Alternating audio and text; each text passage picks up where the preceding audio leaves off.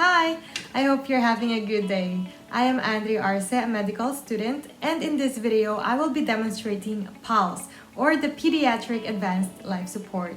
So what is PALS? Well, this is a special life-saving technique to infants and children and is not designed for the critically ill neonates and is not used in the NICU setting. If we have advanced cardiovascular life support for the adults, we have a pediatric advanced life support as a life-saving care for children. Now, how is it done?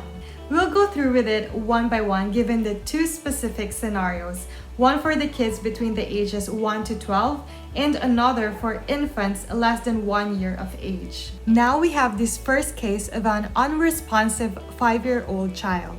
And here are the simplified steps we need to follow. Let's use the phrase doctors A, B, C, D to easily remember the steps in the correct order. Before approaching the patient, make sure to check for your surrounding area.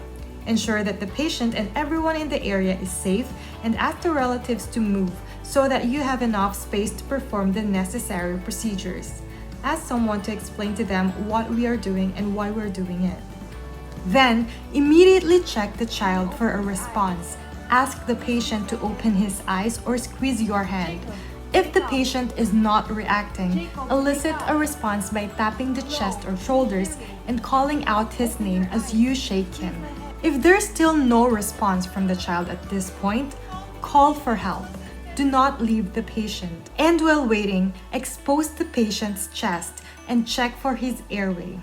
Check the child's mouth for blockages like the tongue, food, vomit, or blood. If you see something inside that you can remove, take it out. Roll the child onto their side, keeping their top leg bent. This is the recovery position. Now, if you can't see anything in there, do not try to get something out. No blind finger sweep. After clearing the blockages with your fingers, check for breathing. Open his airway by placing one hand on the forehead or top of the head, and your other hand under the chin to gently tilt the head back and lift his chin.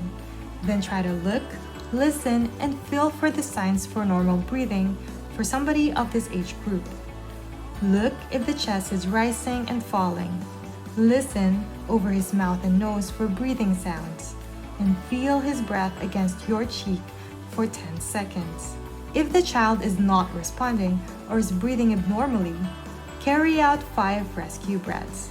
I will now deliver 5 rescue breaths. I'm going to pinch the soft part of the child's nose close to my index finger and thumb.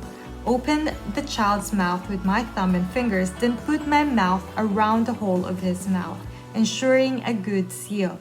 I'm gonna blow in just enough to make the chest rise, otherwise I can overinflate his lungs. Following the breath, I'll look at the child's chest and watch for the chest to fall. Basically, it's airway and lungs, not heart related, so we're gonna oxygenate his blood. Once rescue breaths are delivered, I'm going to check for signs of circulation. Check the pulse, check if the child is moving, blinking, breathing, or swallowing. Do it again for 10 seconds. You need to feel heartbeat of at least 60 beats per minute. If not, start chest compressions. To do that, I'm going to put the heel of my hand on the lower half of the sternum, making sure my fingers are away from the rib cage. So in this case, I'll be using just one hand, but in cases wherein the child is bigger, you have to place your hand on top of the first hand and interlock your fingers together. I'm going to straighten my arm, lean my body vertical above the patient's chest, and using my body weight and not just my arms, I'll press straight down on his chest by 1/3 of the chest depth. I'm going to give 30 compressions followed by 2 breaths, known as the 30-2 ratio. Aim for 5 sets of 30 compressions and 2 breaths in about 2 minutes. If we're doing 100 to 120 beats per minute, that's 2 beats per second. After 30 compressions, tilt the child's head back to open his airway. Take a deep breath, seal your mouth over the child's mouth, and pinch his nose. Give 1 steady blow and watch for his chest to rise. Take another breath with your head turned towards the child's chest. Watch, listen, or feel for air leaving the chest. Then repeat. Keep giving 30 compressions followed by 2 breaths until the child recovers. Then put him in the recovery position or be ready to start CPR again at any time until help from the emergency team and the necessary equipments arrive. And for this last step, attach an AED to the patient, and once it's ready, we're now going to stop mouth-to-mouth resuscitation and start using the equipment. This next given scenario involves a 1-month-old child without a heartbeat. We're still gonna follow the steps done as that in a child, but with some alterations. Check for the child's response through speaking to the child or hand claps, or elicit pain response by squeezing the child's ear or by tickling the feet. The main goal here is to check the child's response without causing any injury to the child. Look for the patient's airway and check for any foreign body obstruction. We need to consider positioning the patient in neutral alignment. Their occiput is a lot larger relative to the size of their body, and thus it takes the air out of alignment. So, place something under the patient's shoulders. Place oropharyngeal airway.